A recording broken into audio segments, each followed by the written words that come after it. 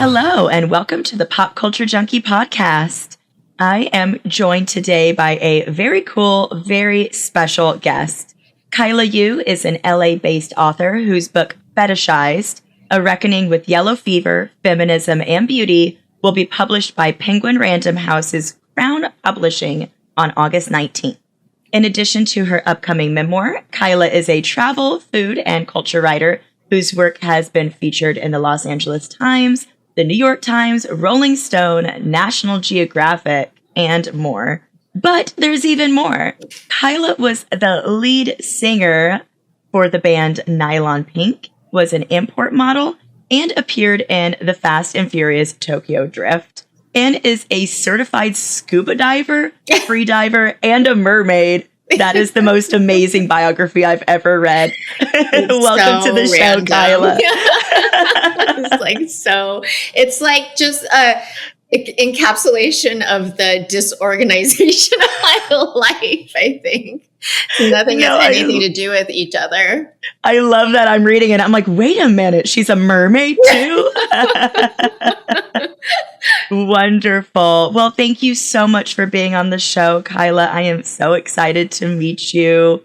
So when I first read the title of your book, Fetishized, A Reckoning with Yellow Fever, Feminism, and Beauty, I immediately said, yes, I want to have her on the show. I think any chance to talk about feminism, intersectionality, for myself as a white woman to understand other things, other cultures beyond my own, and just teach the audience things they might not know. I was so excited to have you. So in the intro to the book, examples of encounters with what you called Asia files. Can you talk a little bit about what that is and kind of the overarching themes of the book? Yeah, an Asia file, or like someone who has an Asian fetish or yellow fever, is like a man who exclusively dates Asian girls and kind of sexualizes them or just kind of has this thing towards them. That's like kind of a general definition, but there are men who date Asian women and maybe more than one who don't fall under a fetishist category. Mm-hmm. That's why it's kind of murky and confusing and kind of sucks if you don't have an Asian fetish and have an Asian girlfriend, because you might get lumped with these other more questionable men. Yeah. So it says like especially white men, right? But it's really just men who kind of fetishize Asian women in general. Yeah. It happens to be, well, the thing is, I guess I've never thought about this, but it might only apply to white men, because the real true idea of the fetish and why it doesn't work the other way, because people always accuse Asian women of having a white fetish because they date white guys so much. But the whole part of the Asian fetish and what makes it toxic and sometimes eventually lead to violence, and that's why it's bad, is because there's a history of colonialism, of like raping and pillaging Asian countries, basically. Yeah. So say Black men don't have a history of doing that to Asian women, so it wouldn't really apply either. I would argue that Asian men, I don't know if you can fetishize Asian women if you're an Asian man, but Asian men invented the submissive Asian woman by forcing her to have no rights. Not now necessarily Asia, but in like ancient China or whatever. They used to bind women's feet. So there's like, how much more submissive can you get than that? That's like the ultimate in making her helpless. Yeah. I've seen pictures of that. I mean, and just kind of like learned about it through history and such, about the feet binding. And that's just, I can't imagine how physically painful that is. I guess before we dive too much more into your book, is this the first book that you've ever written? Have you written before this? I kind of wrote a book with my best friend, but it was self-published, so I don't really count it. This is like my first with a publisher book. Yeah. That's amazing. And what made you specifically want to talk about this topic? It was very much an accident. Like, all Asian women have experienced the Asian fetish, and we're just like, oh, whatever. It's just like a thing you deal with as an Asian woman. But what happened? It was during the pandemic, and I never wanted to write a memoir. During the pandemic, I became a travel writer, and I was working and traveling and doing that. And the pandemic happened and canceled all my writing and all my trips. And then the bright side was that I always kind of wanted to learn TikTok. So I had all the time in the world to learn TikTok, which is like important even as a writer to have as a platform now. So I did that, and I did what we call throwing pizza at a wall. Like I tried all kinds of content and just saw like what hit for me. Cooking content didn't work, sobriety content, whatever. Everything I tried didn't work. But when I posted about Asian American history or pop culture in the 2000s, that really hit. Interesting. And I was really active during that time in like the import scene, which is like kind of the subculture that inspired the Fast and Furious franchise. So I started posting a lot about that. And I was doing that for a year and having a lot of fun with it. And then the Atlanta spa shootings happened. And that's, when this sex addicted white man, went to a different massage parlors and shot 8 people. And 6 of them happened to be Asian women. And this is also in the middle of the pandemic when so many Asian people were experiencing Asian hate like never before. So this happened while that was going on. And then the media tried to say it was not racially motivated. And then the Asian community really like had an uproar over that because it clearly was. And it like, for me, clearly was motivated by the Asian fetish. So I kind of reflected back because I used to be a pinup model and I, posed for Playboy and like I would pose in Chinese dresses and like act Asian. So I was like, oh, how much did I contribute to this? Subconsciously, but like I was courting or objectifying myself for men. And that kind of resulted in an article for Newsweek. And then that kind of got some attention. And then I was like, oh, like somehow that sparked, like maybe there's a book in here. Oh, that's amazing. It's so interesting too, like that fine line as women between I'm doing this and it's empowering me, or is this objectifying me, right? I in college worked as a waitress at a bar, and we would wear, little schoolgirl outfits and dance on the bar.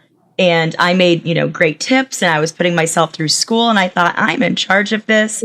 But I was serving beer and dancing for, old guys throwing money at me.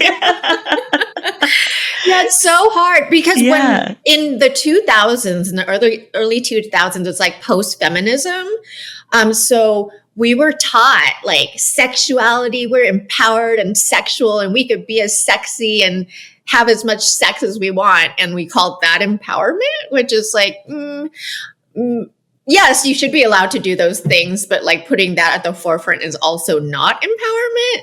Exactly. Like sex positivity. Yes, don't be ashamed of your sexuality or try to hide it. But at the same time, does that have to be the main thing that empowers you, especially if it's at the will of men who are... It's so hard because we live in the patriarchy, right? And that's inescapable. And under that umbrella, the easiest like main line to power is youth and like beauty and sex. So of course, a young woman's going to like maybe lean towards that because it's just like, oh, that works so well.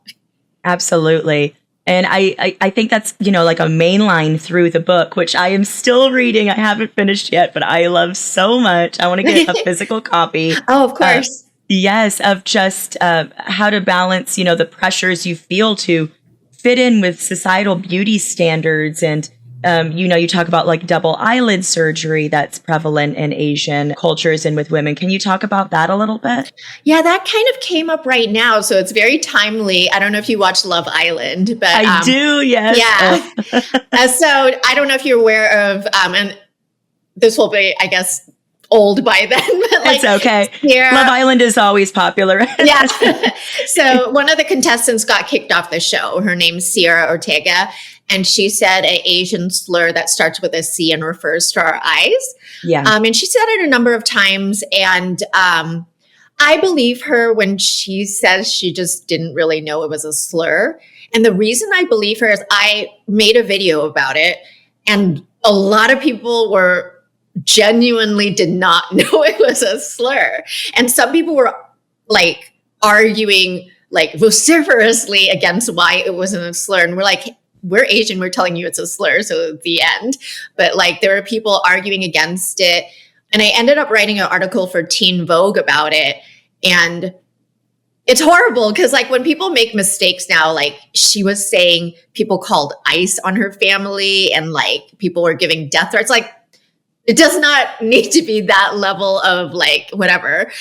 We're just canceling people for, I don't say it's minor. It's not minor what she did, but it's not like Harvey Weinstein level. You know what I mean? Like, yeah, this could have been like a learning opportunity for her. Yeah. Obviously, it was wrong and she, you know, got some consequences, which was the correct thing to do. But she is so young and a woman of color herself that it's like calling ICE on her. Like, don't solve racism with racism, you guys. It's the opposite of what if we're trying to call her out for being a racist, then don't be racist back to her. It's seriously absurd. Yeah, but that is shocking to me that so many people don't know that word is a slur.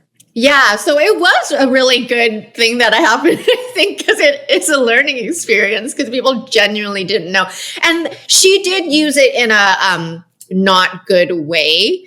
She was basically saying, my eyes are too Asian looking, so I'm going to get some Botox to fix them.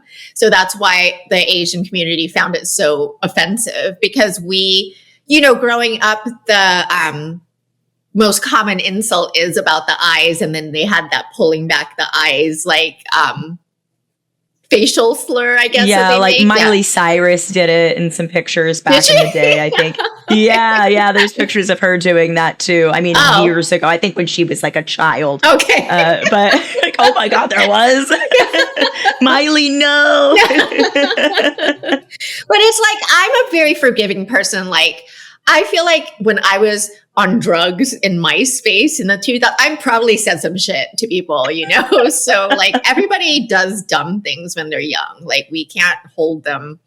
We can call it out and then let it go if they're like genuinely apologetic and don't do it again. Exactly. Give people the chance to grow and to learn. If they double down on it, okay, now bye. Now you don't need that platform anymore, girl. Yeah. So you talk in the book about growing up and wanting a deeper connection with your father. And that's a lot where like the mermaid stuff came in, kind of talking about your Ariel and comparing him to King Triton. Can you talk a little bit about that for people who, I was going to say people who haven't read the book, but I don't think anyone besides me has read the book yet. The Little Mermaid was so influential on me growing up. It was like that cartoon. And we had so much less media then, and we had no social media. So we had like limited movies and TV. And I just watched that movie probably hundreds of times and acted it out. And I didn't, you know, obviously none of us got that. A lot of the Disney fairy tales at the time are pretty patriarchal in like what they're teaching women their potential is, which is like very little potential actually. To get married and have a man and basically be extremely thin. But so what I bring up in the chapter about my dad and the Little Mermaid, and I always want to preface this with like, my dad was an amazing dad. Like he was kind. He never did anything bad to us and he provided in every way and he was present. But he was just, you know, he's introverted, he's Asian. They're not taught to interact with kids the way we are, you know, nowadays in America. But so he really kept to himself more. And I'm someone who just desperately, or my love language is words of affirmation. And I probably really needed a dad who was telling me like, you're beautiful and you're, you know, whatever the things that our dads tell to girls. And I didn't get that. And my family, I think Asians don't say I love you to each other either, or like parents. So I didn't get that growing up either. They showed love in different ways.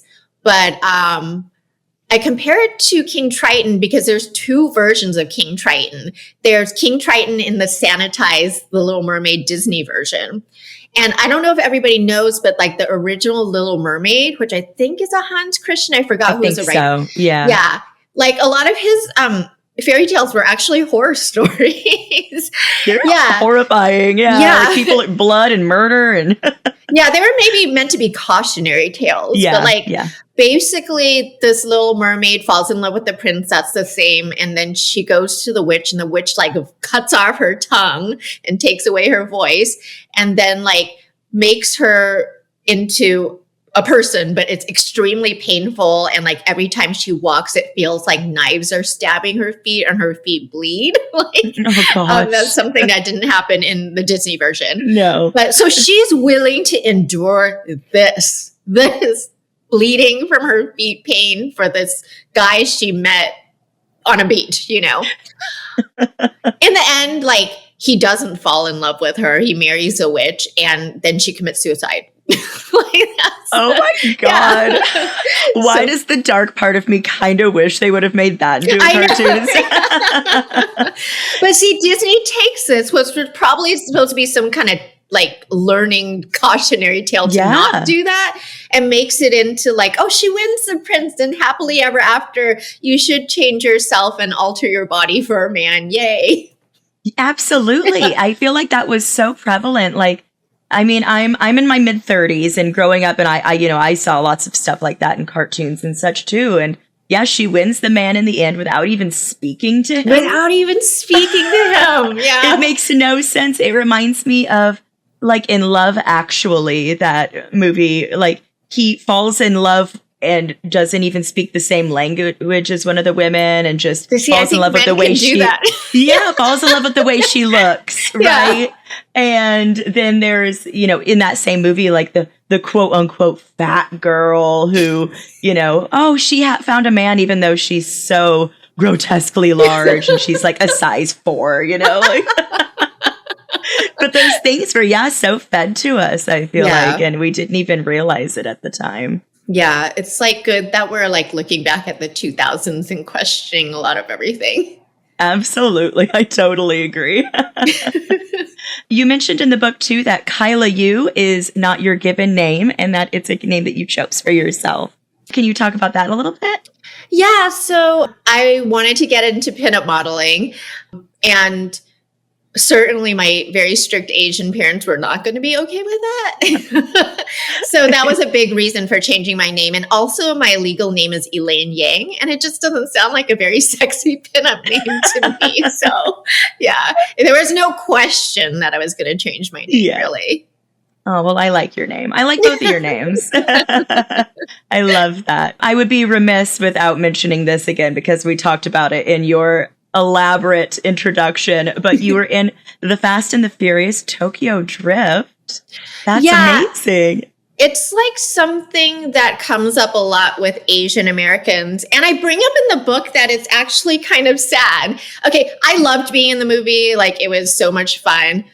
And I was in 2 scenes where you start the races, so they're like memorable scenes. But if you count my actual screen time, it's like maybe 10 seconds. And I say the same word twice in 2 different scenes. But like Asian Americans like sometimes come up and they're like, oh my God, that scene was so iconic, blah, blah, blah.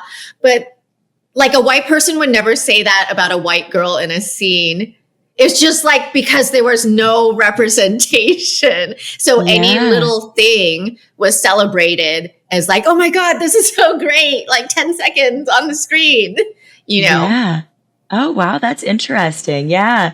Yeah. Just, I mean, it's at the same time like, cool, thanks. That's memorable and that's great, but just kind of speaks to how much more representation there clearly needs to be. Oh there's been so much since then, but there can always be more. Yeah, absolutely. I've also been listening to some Nylon Pink the last couple days. Wow. Yes. Oh my gosh. So good. And all of your solo work too. Incredible. Let's talk a little bit about, your music career. And you said that you didn't really enjoy performing live. Can you talk a little bit about, the band and just your experience being an artist in that way? Yeah, I think, I was a pinup model. And so in the Asian community, I had a following from that, but I also got a lot of, a lot of hate for it because it wasn't like something respectable to do. So I think I got into music. I'd love to sing, but I think I got into music because I was like, I got to prove that I have a talent. And then I had a platform on my MySpace, so I had a bunch of followers, and it just seemed kind of logical. I think I always had like a dream of being a singer when I was a kid, but like as an Asian, you don't think that's possible because it's like, who's doing it? like no one. There was literally not a single person I could look up to. So when I had that platform on MySpace, I was finally able to like just launch music myself. And then I got into that. And then eventually I started a band. What I really loved about it was like being with a bunch of my best friends, like touring the world. But once we started touring, I just really hated performing. Like touring is stressful. Yeah, I can imagine. And I like grew up watching the MTV Movie Awards. So I wanted to come out and do one song, like one huge blowout song and then leave. But I don't want to do like 10 songs. Like that's amazing. Like a lot. No, that's totally understandable. I absolutely agree. Imagine doing those 10 songs, then driving to a city the next day and doing those 10 songs and driving to a, you know, like it's not fun. Yep. Yeah. And wearing a lot of the same costumes. And I'm sure kind of using like the same jokes and one-liners every night. Yeah. I mean, some people love it, but it's not naturally my love. Yeah. Do you see yourself releasing any more music in the future? Or is it, you know, you never know or totally no? Never again. No, actually. But I will say my best friend, Kiki, I will shout her out, has joined the Smashing Pumpkins, and I'm so proud of her. So that's amazing. Yeah, she's been touring with them for a year. So some of my bandmates have gone on to continue their music careers. Good for see, and you were like the launching pad there. Then maybe like go fly, Kiki, go fly, be a smashing pumpkin. Oh, I love that. No, that's so cool that you tried so many things. You want to see what works best for you. What do you feel like you feel most comfortable doing? Like, what's your passion? I'm an introvert. So I think I really love writing because I just can sit and like when the pandemic happened, I was like, oh my God, this is great. I don't have to see anyone or like talk to anyone or go to any meetings. And I enjoyed myself. Like I was not lonely at all. I will say what I love most is travel writing in particular, just because I love to travel. Yeah. Wonderful. But that's probably my happy place. Awesome. So let's take a quick break. And then speaking of writing, we're going to dive even more into Fetishized. So Fetishized is more than just the story of your career. You talk at length about your own internalized racism and sexism, your complex feelings about being an import model, and as you mentioned, kind of participating in the culture that fetishizes and dehumanizes Asian women. Can we talk a bit more about kind of just how you balance like those feelings of being complicit and acting in the thing that you're, speaking out against? Well, the thing is, I didn't think that at the time. Mm-hmm. As a 20-year-old, or I guess I was like 19 when I got started, I was just like, I'm like getting to travel the world and pose for magazines. Like, this is so amazing. That's literally what I thought then. And I was in the culture where it was like sexy is celebrated. Playboy was like the gold standard. Playboy was on TV. Every guy wanted to be Hugh Hefner. Like little kids wore Playboy logos. Like it was, very, very mainstream. And FHM and stuff, they're not big anymore, but they were huge back then. So I don't think any of us during that time were questioning anything. It's only decades later now that I look back and I'm like, oh, Yeah. Yeah. No, we kind of talked about, that pressure and the feeling that you have to be beautiful and participate in culture and things like that in order to be accepted. What would you say to, I guess, women and specifically Asian women who are thinking about joining modeling and kind of going that route as well? Do you feel like it's always going to be dehumanizing and, something that people can fetish, or is there a way that people can do it to, So I want to stress that I'm not putting judgment on any other woman who poses for Playboy and does these things. For me personally, it wasn't authentic and like to who I truly am. Yeah. To someone else, it may be very authentic to who they are. So it's really discovering, I was seeking validation. I had very low self-esteem. So I was like trying to fill that validation with male attention. And it felt a lot like validation, and it felt like it filled that hole. maybe you're here as a super healthy, high self-esteem woman and you want to do that. And that's not why you're, pursuing this. I'd say go ahead and no judgment whatsoever. Yeah. But if you're a girl with low self-esteem, I would, maybe I could have at that time invested more on working in other ways to heal that part of me. I don't know if I would have had the ability. I was on, doing a lot of drugs and alcohol at the time. So I probably, therapy or whatever could have helped me wouldn't have been that helpful. But it's just my advice would be maybe just question things, like question your motivations, like really soul search and see if this is what are your authentic reasons for pursuing this. I think that's great advice. Talking about my own time when I was, doing some modeling and dancing on bar tops and such, it was definitely a low self-esteem thing for me too. It was getting over a breakup and I'm like, oh God, he made me feel yucky. I'm going to go do this and prove him wrong. So it's, that soul searching and what are my motivations behind this? And is this actually going to increase my self-esteem or is this going to make me feel like an object? Yeah. It's very temporary, that good feeling. Yeah, absolutely. So you've mentioned a couple times, your drug and alcohol use and that you're sober now. Congratulations. Can you talk a little bit about your sobriety journey and kind of what brought you there? Yeah, I'm 11 years sober now. Awesome. I didn't have a very dramatic, oh my God, I woke up and got sober. I think I was just getting older and I was like, this is sad. My life is not working and it's not cute to be doing coke on the weekends or weekdays anymore. And I've got to figure this out because my life was very chaotic and all these, when you're in that lifestyle, there's just scummy people that are around you and you're wondering why you're always getting screwed with or lied to. You're probably doing the same thing to other people. So it was kind of just obvious you're getting older, you need to stop. You need to settle down now. Let's just do this. Kind of the natural just. Yeah. Well, 11 years is amazing. Congratulations. That's wonderful. I mean, thank you. I do kind of wish that I had the ability, because I do have friends who are like, oh, we're going to go to whatever and do some coke once a year. And they can do that. Yeah. But I can't. If I did it once, it would maybe turn into all year. Yeah. This sounds great, but it's gonna spiral into something. No, and that's also great, self-intuition and knowing, no, I don't think I can do that. Yeah. Oh gosh. Well, that's amazing. And congratulations again.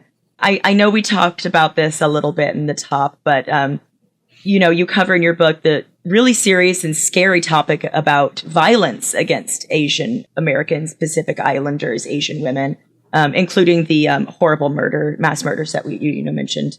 And that was somebody who was addicted to porn, specifically Asian women, right? I don't know if we don't know what porn he watched, but we know he frequented those massage parlors. So we know he was into that partially. Yeah. Yeah, absolutely. You also say that porn is often the truest representation of societal beliefs at a given moment. Can you expand a little bit on what you mean by that? It's funny because porn's always at the height of technological advances, because it's part of the reason I think video started streaming was because pornography was trying to figure out how to provide porn to the masses. But I also think it's a place where free speech is rampant and not really regulated. Yeah. So you do get maybe the lower truest representation of what society may be thinking at a time. That makes sense. And I think a lot of young men are shaped by what they see in porn and kind of their expectations of what it's like to have sex and what it's like to have sex with a woman and what they expect a woman to do. Yeah, it's choking's just expected now. Nothing wrong with it, but that was not expected when I was growing up. Yeah. It's so interesting now. And it's, guys, you lose your virginity and they expect you to just be screaming and be a squirter, like, because they grew up, they watched that in porn, and it's like, that's just not the reality of, you know, what a woman, you know, all the time is going to be like. Yeah, I read this study that said there is like some men who grew up on porn and just can't have sex with a real woman because it's just not, you know, they don't look like that in real life, and they don't perform like that in real life. So, So it's very damaging, I think. I absolutely agree. And again, we're not shaming anybody who is, you know, a porn actor who watches porn. I think it's, again, just like, what are your intentions here? What are you getting into for? And I know there's porn from the female perspective, and there's, you know, ones that are trying to be more empowering. So, yeah, I mean, the porn that I grew up with just seems so tame now. Like the Jenna Jameson big fancy sets where they would like be on a ship or something. They're just like in an abandoned mansion. Yeah. But now it's just like some guy in a room. You know, there's like barely any plot line or story or anything. I need a plot, damn it. I want to know why they're doing this. Or maybe it's funny that they thought it needed a plot before. Maybe that's the funnier part. We're just younger people are like, what? I'm sorry, you want them to be doing what? No, they're just gonna have sex. I want to know why. How did they meet?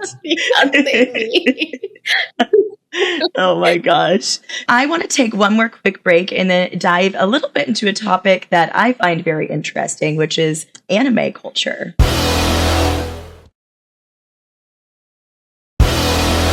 So as we mentioned before the break, I am interested in talking to you a little bit about about anime and how that kind of plays into the fetishization of Asian women. So I am a big anime fan. I made Olivia watch some anime with me for one of our episodes. That she'd never watched it.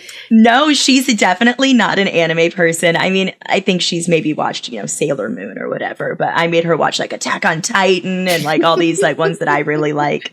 And she liked them. But I do see a lot in animes that there's something called fan service. And a lot of it is like the girl falls over and her skirt flies up and her boobs are out and her panties are showing or her clothes rip off entirely. And a lot of these are underage characters. Yes. Can you talk a little bit about why you think that's kind of prevalent in, you know, like anime in general, or why, I mean, that's problematic when it comes to the fetishization of like Asian women? Well, I love Japan and I, you know, love so many things about it. Me too. But I wouldn't want to be a woman there. You know, the age of consent only changed from 13 to 16, like within the past 10 years or something, like something very recent. And so it's 16 now? Yeah, now it's 16, oh my gosh, that's not much better. Yeah, so that just kind of shows you where things are at on that alone. And like the sexual, I guess, fetishes and weird things get really weird. Like there's tentacle porn, like there's just weird stuff there that you might have never heard of here. But also there's like this culture that came up. It used to be called, I don't know what the Japanese term is, but now it's called JK. And it's, and I forgot what that stands for, but it's basically like, so schoolgirls became fetishized at some point. Yeah. All the girls at school wear the uniforms. Yeah. So middle-aged men started to be really into this. And these girls would then like sell the uniforms, used uniforms and used underwear. I mean, so much that there were some vending machines with used underwear in them. Yeah. So very much the schoolgirl was a fetish in Japan. And then that crossed over to here. But I think, there's just like, I don't want to say it's acceptable, but it's like not uncommon for middle-aged men to be, I mean, I guess it's not like entirely uncommon here either. But like, maybe a little more visible there because it's it wasn't illegal before, Yeah, absolutely. I visited Japan a couple years ago and went into one of like the sex shops. And, it's pretty standard in the first couple levels, vibrators and such and cute costumes. But at the very top level of the store, they let my husband go up and they wouldn't let me. Oh, really? Yeah. And, of course, I was like, you have to report back what you saw. You need to tell me exactly what was up there. And he said that it was small, hairless torsos that you could be intimate with. Wait, what? Like sex dolls but a lot of them, he said, looked like young women or underage girls. Oh, wow. Yeah. And so I was just kind of shocked that was, something that was so just clearly there that he a shop that any man could go into. Exactly. Yep. Yeah. But the women, nope, we weren't allowed to go up to that final level. So, and I could be wrong, but I think it might be legal to get blowjobs, like pay for them there. Interesting. Yeah. Don't quote me on that. I think so. Yeah. Do you think that there is some kind of overlap between culture there? Like women are kind of seen as, like demure, like that, Asian stereotype of they're more, what's the word I'm looking for? I guess submissive. Submissive. Exactly. Yeah. And then at the same time, it's that hypersexualization. And I guess that's kind of like that Asian trope in general, right? Of she's submissive and demure, so we need to conquer her and change her, right? Yeah. And you see this a lot in anime. Like when I picture anime, it's always some girl with really big boobs, like bouncing around in a short skirt. Like that is just your stereotypical anime girl, right? Yeah. So I think that kind of mainstreams that because anime has crossed over and become really huge outside of Japan and just made that image even more mainstreamed. Yeah. Yeah. When it comes to the over-sexualization and like fetishization of Asian women in general, do you think that there's strides that have been made in, recent years, or do you see it getting worse? And what do you think, society could do in general to, move in the right direction? I think we're definitely making progress. I think a lot of it's representation. So growing up, all I saw was like Asian schoolgirls on TV or like some sexy kung fu lady, Yeah. But like now you see all kinds of representations, like, in Squid Game, there's like women being multifaceted characters and they are not sexy at all, Yeah, I think the way to combat against it is just to show Asian women as complicated, women with emotions, not just sexual women who will obey your every need, Yeah, just an object. Yeah, exactly. You mentioned the book too, that it's a goal for a lot of men, and they rap about it in some songs of acquiring like an Asian woman, like she's a trophy, right? I'm sure you've experienced this so much throughout your life, especially when you were a model, right? Is there anything that specifically like stands out in your mind? I know that story you tell in the first chapter, if you want to tease that a little bit. Yeah. Basically, there's a guy friend that I had who said, if you line up 100 Asian women and 100 white women, the 100 Asian women will be more attractive. Something to that effect. And he said it in a group of people, just no big in mixed deal. Company. Cool, dude. And then everyone's like, yeah, because he was like kind of powerful. So everyone was like, nobody was going to question him. But just like, I feel like the audacity that the statements are made sometimes is kind of like many of my Asian girlfriends, this is a common thing, like, usually white guy will like come up and say like, I've never been with an Asian woman before. Oh God. And it's like, really? Like, is that your pickup line? Yeah. Oh, I really want to be the one then. Yeah. Or like, I love Asian women. And then you're like, oh, well, I don't want to, that doesn't make me feel special either. Yeah. That's a good point too. Just, I have a thing for people like Asian, like this homogenous group of people, or like, I have a thing for, I don't know, any type of person. Just like, okay, well, what makes me specifically special that you want to be with then? Like my personality, anything at all? Nope. Just because I am an Asian woman. And what I think makes the fetish so damaging, because some level, it maybe feels like, in a way, it felt like a compliment to me when I was younger because I was so nerdy growing up. So it's like, oh, there are guys that like me, you know? So it was like something when I had nothing. But the point of it is that you're interchangeable, you're an object, you're disposable. Like Nicolas Cage, you know, just a new younger Asian wife next time. Or like Post Malone right now. He had an Asian fiance. I feel like she was like 30 and they had a baby together.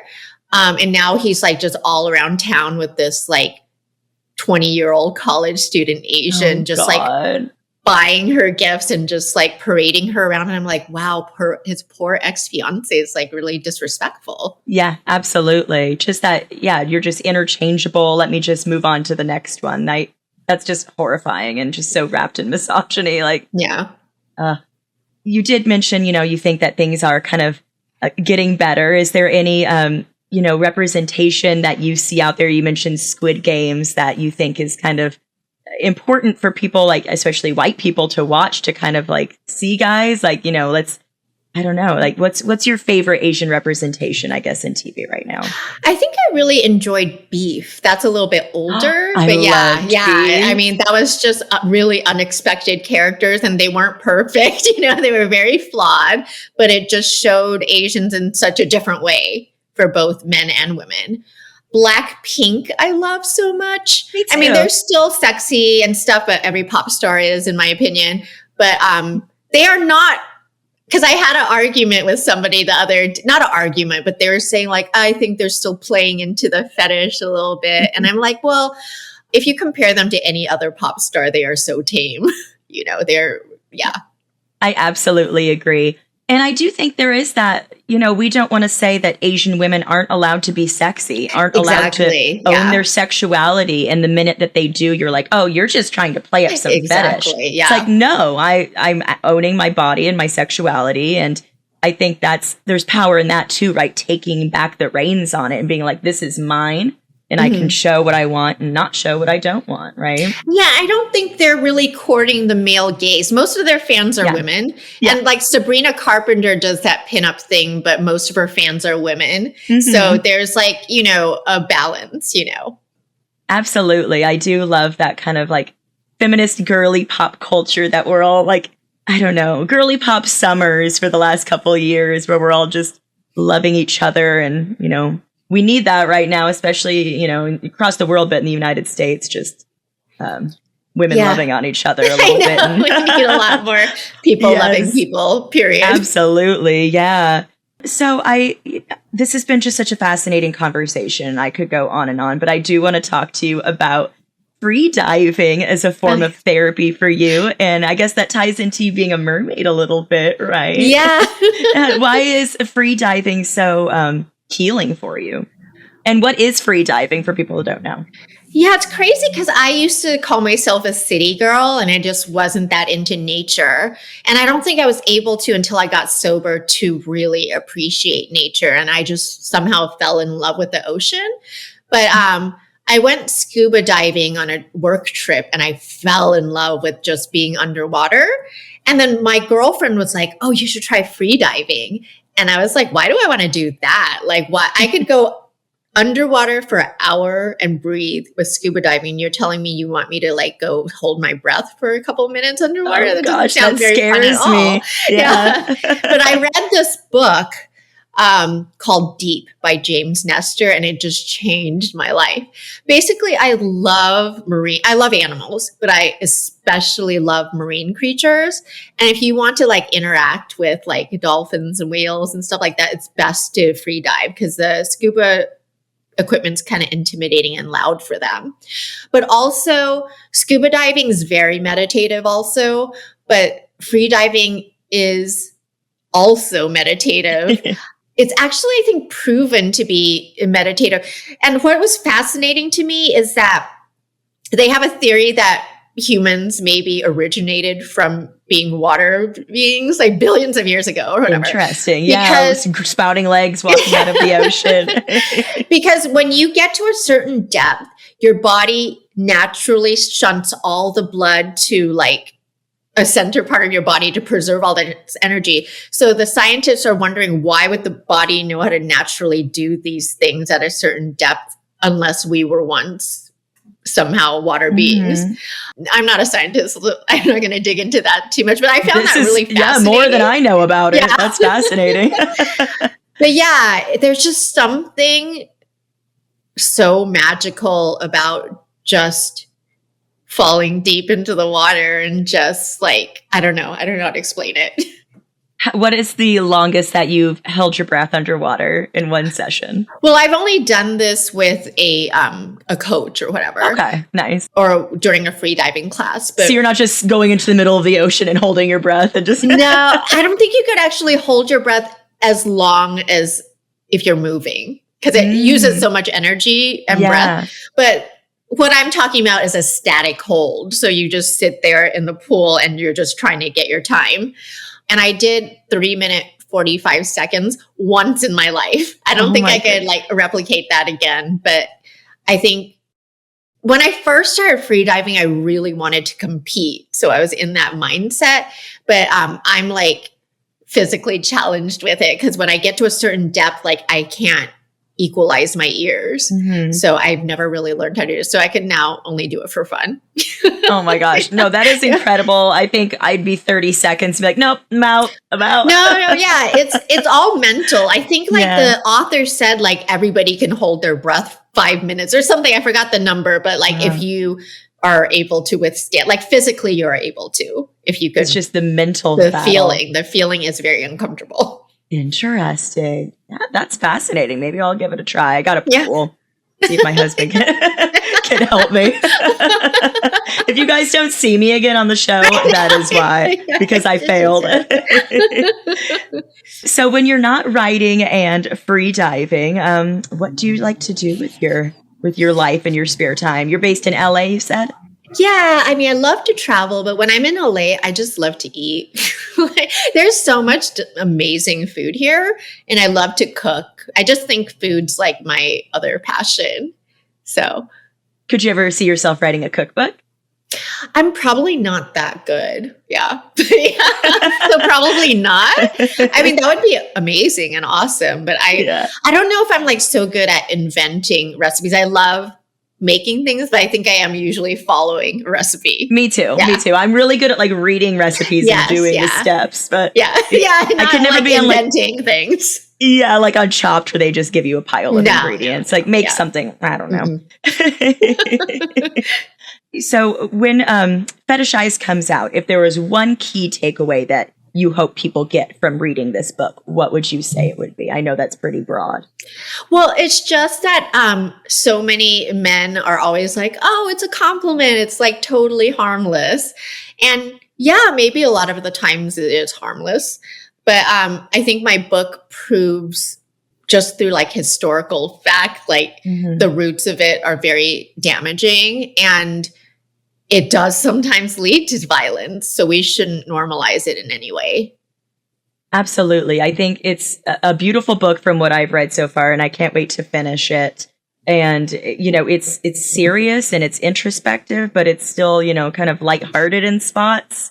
And, you know, you do touch on sexual violence and, you know, the killings of Asian women that's kind of brought on by this, you know, fetishization. So I think it is so culturally important and just something that I would encourage, you know, men and women of all races to read. So wonderful. Give us a little breakdown. When does your book come out and when can people get it? So it comes out on August 19th, and it's available at all bookstores and also an audiobook. So yeah, you could find it, you know, Amazon, Barnes and Nobles. And for me, you could find me just by my name. So on social or my website. Awesome. So are you still on TikTok? You mentioned TikTok during the pandemic. But I think TikTok's closing down, right? I am still on TikTok, but I think they're actually turning into a different platform. Like they've announced it, unless... I did hear that actually. I think they're doing like a spinoff, like a United States one. I don't know. I haven't been on TikTok since they, you know, closed for a second and then bent the knee and came back. It's so sad because it was like a really cool place at one point. But yeah, all that controversy really destroyed it. I agree. It was such a good place for creators and just, I don't know. It was fun. It's a fun place for people to scroll and kind of distract themselves. I literally wouldn't have a book without it. So I'm so grateful to it. Yeah.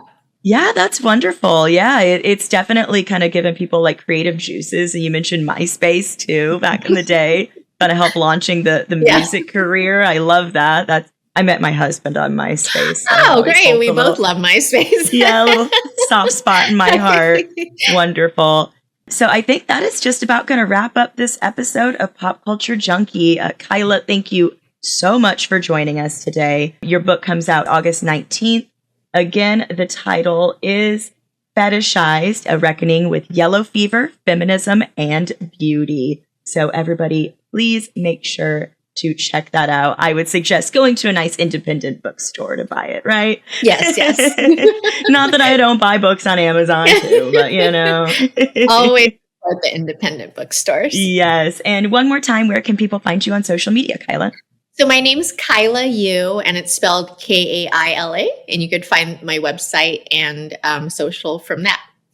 Awesome. And my name is Shauna. You can find me on Instagram and Threads at Shauna Trinidad, ShaunaTrinidad. Pop Culture Junkie is easy to find. You can just go to our website, popculturejunkie.com. And from there, you can find our podcast on all platforms, as well as our social media links, blog posts, and more. You can contact us, join our Patreon, join the Pop Culture Junkie support group on Facebook, follow, subscribe, rate, review, all of that jazz. Please, as I mentioned, join the Patreon. Every subscription helps us bring you more great episodes like this one. Find us at patreon.com/popculturejunkiepodcast. Once again, thank you, Kaila. And I don't know, come back anytime. You're welcome. This was a great conversation. Yeah, thank you. It was a lot of fun. Yeah. And everybody else, come back next time for another hit of pop culture. The Pop Culture Junkie podcast is produced by Jeff Markin and Cheryl Lightfoot for the Pop Culture Entertainment Network.